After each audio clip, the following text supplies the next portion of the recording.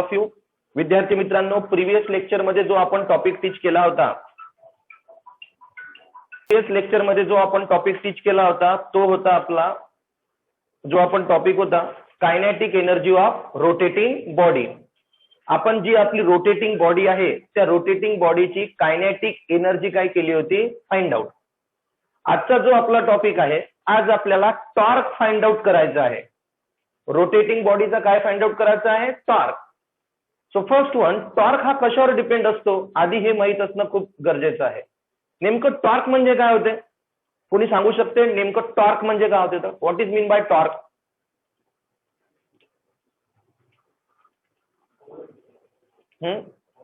Okay, हे बरोबर आहे, फोर्स.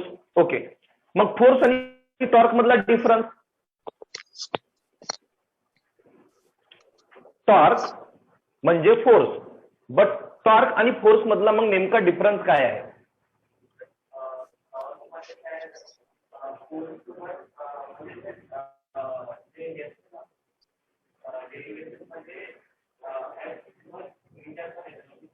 जे युनिट आहे, टाऊ म्हणतो आपण याला, टाऊ न डिनोट करतो. याचं जे युनिट आहे ते आहे न्यूटन मीटर. टॉर्क युनिट काय आहे, न्यूटन मीटर. न्यूटन म्हणजे फोर्स, मीटर म्हणजे डिस्प्लेसमेंट किंवा डिस्टन्स. डिस्टन्स आपण कशाने डिनोट करतो, मीटरनी. तर टॉर्क म्हणजे काय होते आणि फोर्स म्हणजे काय होते, एकदम सिंपल वर्ड मध्ये तुम्हाला समजावून सांगतो, लक्ष द्या. आता जर मी या बोर्डवर, हा थंब दिसत आहे माझा, हा फोर्स अप्लाय करू राहिलो. काय अप्लाय करू राहिलो, फोर्स. तर प्रेशर म्हणजेच आपण फोर्स पर युनिट काय म्हणू शकतो, एरिया. प्रेशर म्हणजेच फोर्स पर युनिट. तर फोर्स म्हणजे काय होईल, प्रेशर इंटू एरिया. फोर्स हा एक वेगळा कन्सेप्ट आहे, टॉर्क हा एक वेगळा कन्सेप्ट आहे. टॉर्क म्हणजे काय होते, जे ऑब्जेक्ट आहे, काय आहे, ऑब्जेक्ट, याला मी फोर्स अप्लाय केला. काय अप्लाय केला, फोर्स. फोर्स अप्लाय केल्या बरोबर याचं काय झालं, डिस्प्लेसमेंट. काय झालं, that is the torque. That is the torque. कधी कधी जर एकदम सिंपल आणखी वर्ड मध्ये सांगितलं तर तुम्हाला लुना गाडी माहित असणारच, स्कूटी पण माहित आहे. या गाडीचा स्टार्टिंग टॉर्क हा लो असतो. लक्ष द्या काय सांगू मी. स्कूटी झाली, लुना झाली, या गाडीचा स्टार्टिंग टॉर्क हा लो असतो. पल्सर, अपाचे, ज्या स्पीडिंग वाल्या बाईक्स आहेत, रेसिंग बाईक, यांचा स्टार्टिंग टॉर्क हा हाय असतो, असं मी म्हणून राहिलो. तर नेमकं याच्यावरून मला तुम्हाला काय सांगायचं आहे, का ज्या रेसिंग बाईक आहे त्या रेसिंग बाईक जाग्यावरून स्पीड पकडतात, येस ऑर नो? आणि ज्या आपल्या स्कूटी झाल्या, लुना झाल्या, या जाग्यावरून स्पीड पकडतात का, नाही. म्हणजे ज्या रेसिंग बाईक आहे यांचं डिस्प्लेसमेंट हे फास्ट होते. डिस्प्लेसमेंट काय होते, नेहमी लक्षात ठेवायचं. टॉर्क हा डिपेंड असतो फोर्स इंटू डिस्टन्स. आता डिस्टन्स मी किती घेतलं, R.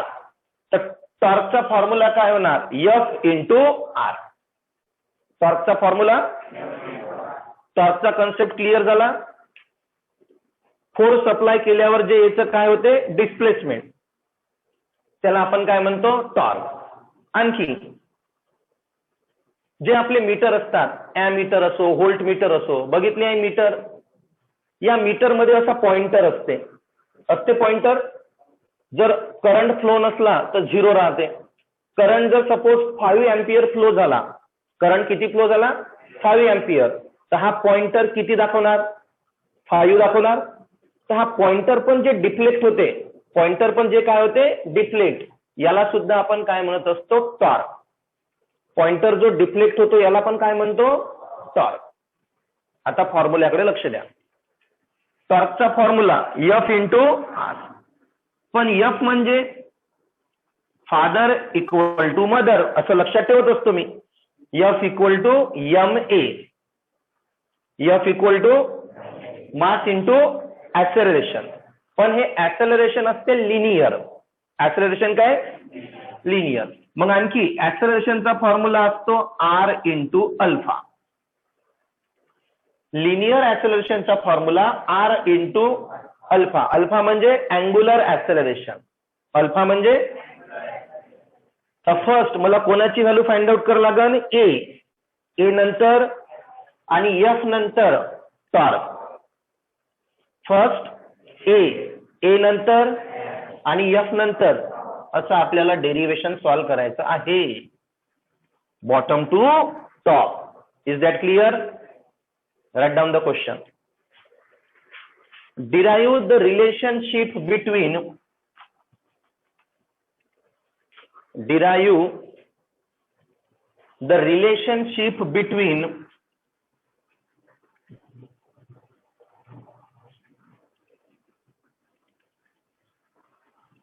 derive the relationship between torque and angular acceleration.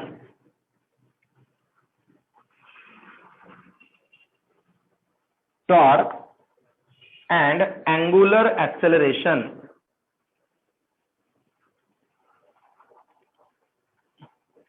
यालाच ऑर मध्ये लिहा. प्रूव्ह दॅट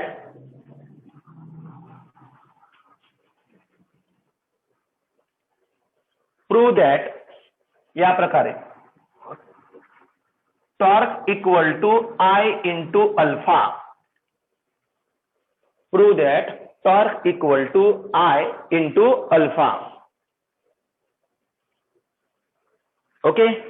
आता बोर्ड कडे केअरफुली लक्ष द्याल.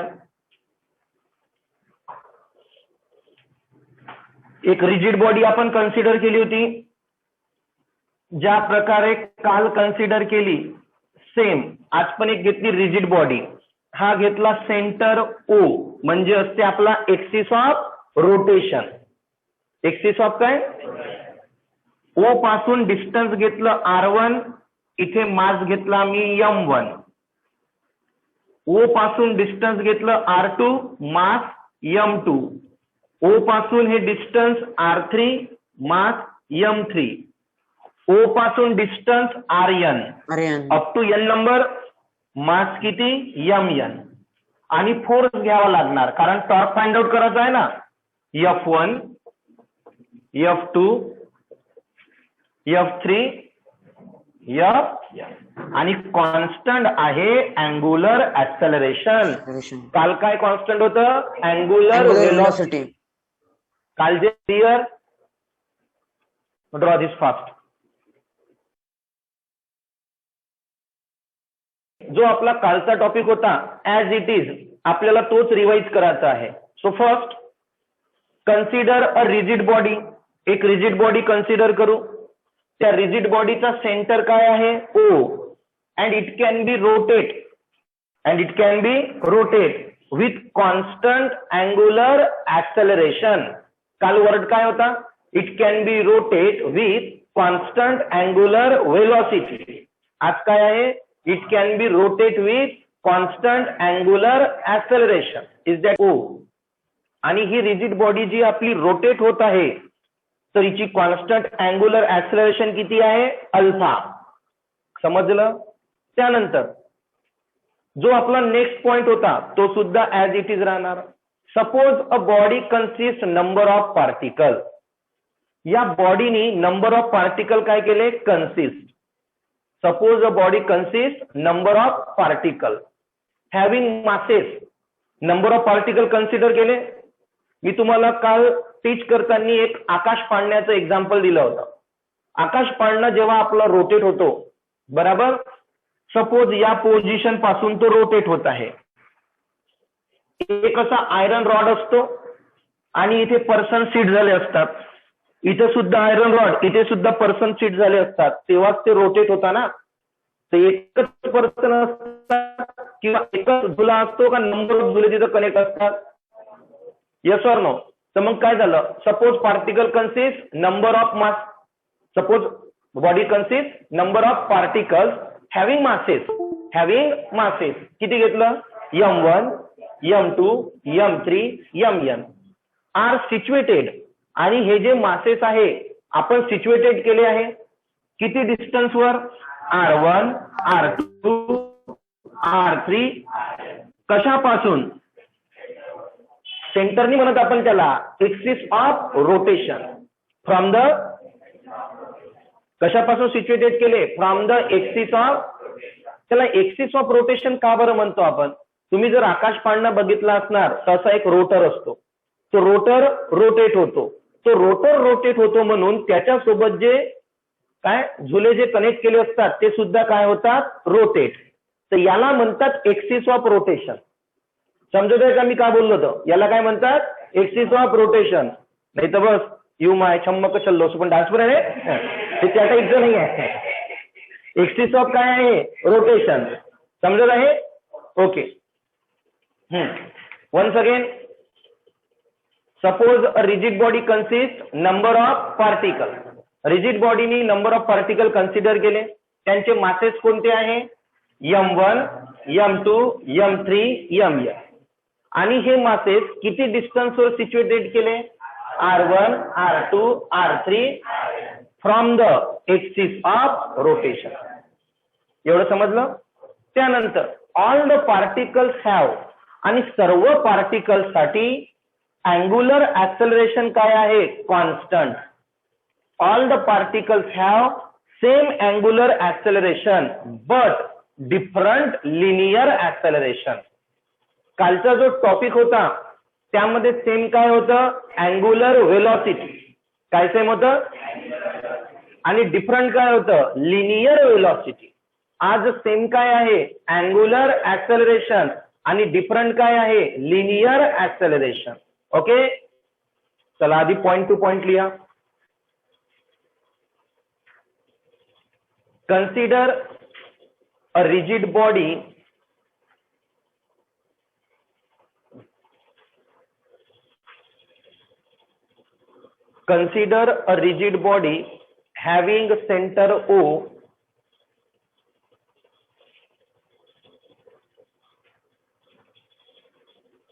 having center O and it can be rotate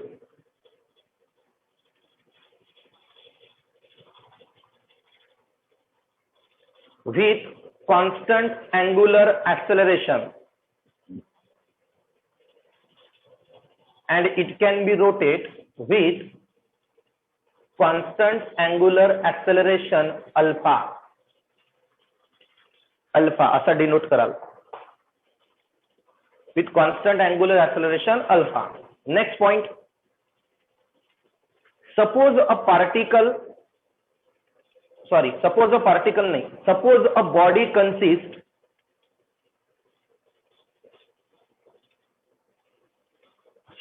body consists n number of particles, n small n लिहाल, n number of particles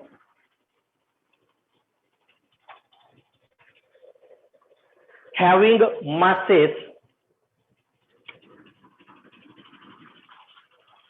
suppose body consists n number of particles having masses m1, m2, m3 up to mn from the m1, m2, m3 up to mn are situated at a distances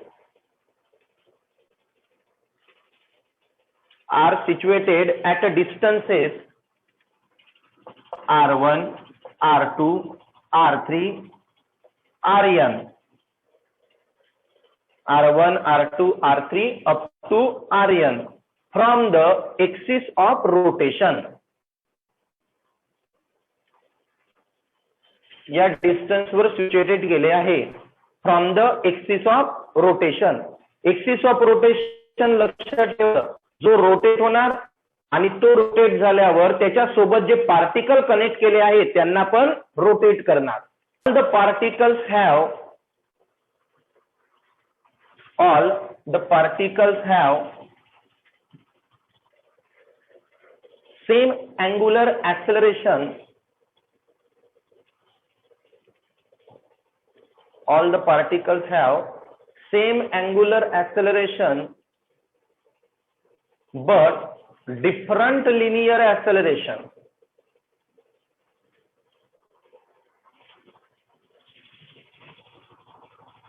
same angular acceleration but different linear acceleration. Okay, आता लक्ष द्या इकडे. Angular acceleration काय आहे आपलं? Same. आणि linear acceleration काय आहे? डिफरंट. तर जे आपलं सेम आहे ते कधी फाइंड आउट करू का? कारण ते सगळ्या पार्टिकल साठी काय राहणार आहे? सेम. बट जे डिफरंट आहे, डिफरंट म्हणजेच काय? प्रत्येक पार्टिकल साठी डिफरंट. Yes or no? तर जे डिफरंट आहे तेच फाइंड आउट करायचं. डिफरंट काय म्हटलं आहे? Linear acceleration. Now see here. Now linear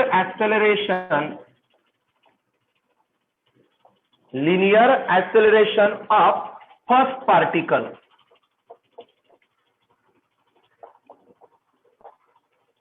Linear acceleration of first particle. Linear acceleration चा formula A equal to R into alpha.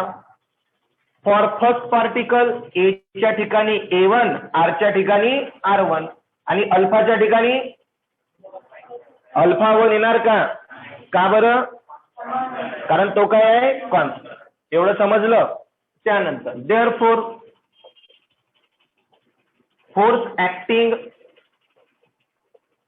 on first particle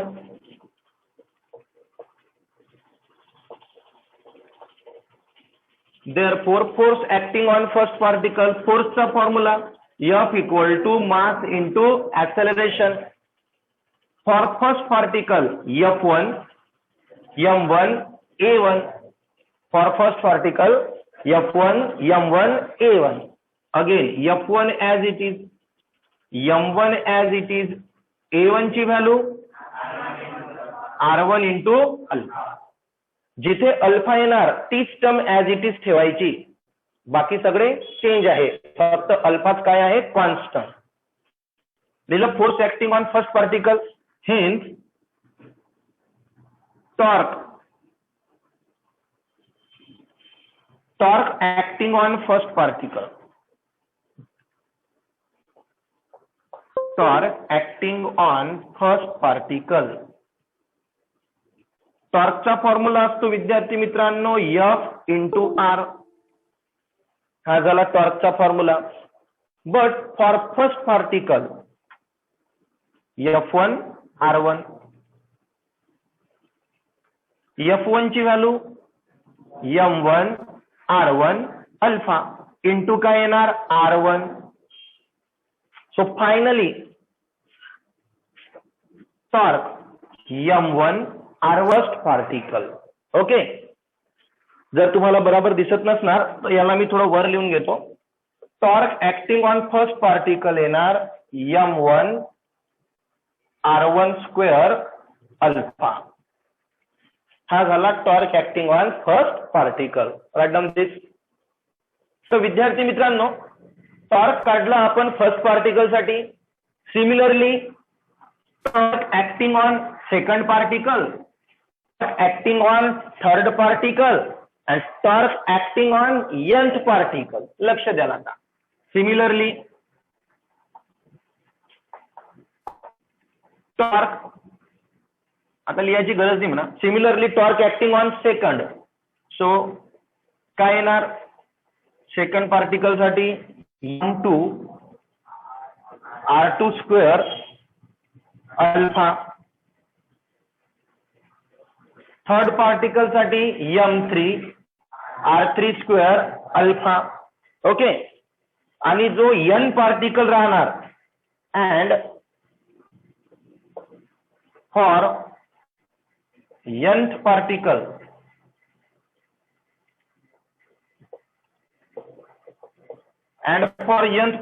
काय येणार? mn rn square alpha. हा झाला torque acting on second particle, torque acting on third particle and torque acting on nth particle. Now the total torque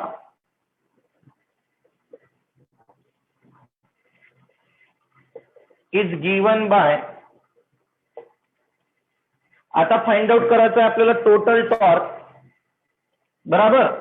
तर torque equal to काय येणार? tau 1 torque 2 torque 3 plus up to torque n.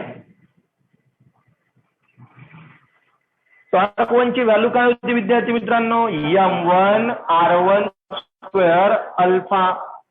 Torque 2 m2 alpha. Torque 3 m3 r3 square alpha plus dash dash plus mn rn square alpha. Is that clear? Write down fast. तसले T नाही tau असते. Remaining term as it is put up करू. m1 two r2 square plus m3 r3 square plus up to mn rn square. But जेव्हा आपण या chapter new topic म्हणजे आपला rotation वेळेस पूर्ण मासेसचं ऍडिशन असणार. अल्जेब्रिक सम मासेस आणि डिस्टन्स. मासेस आणि डिस्टन्स का स्क्वेअर ऑफ डिस्टन्स. तेव्हा येणार moment of inertia. So tau equal to alpha. ही पूर्ण व्हॅल्यू म्हणजे आय. सो टॉर्क इक्वल टूच काय? I into alpha. Is that clear? याला तुम्ही आधी असं लिहू शकता, summation of I equal to 1 n m i r i square. कारण अल्जेब्रिक सम ऑफ काय आहे? मास I. So torque equal to I into alpha. Okay, simple. Masses आणि स्क्वेअर ऑफ डिस्टन्सचं अल्जेब्रिक सम आहे. याला लिहिलं मी M I R I square आणि हेच डिनोट करतो आपण आय नी. So I into alpha. Finish the topic.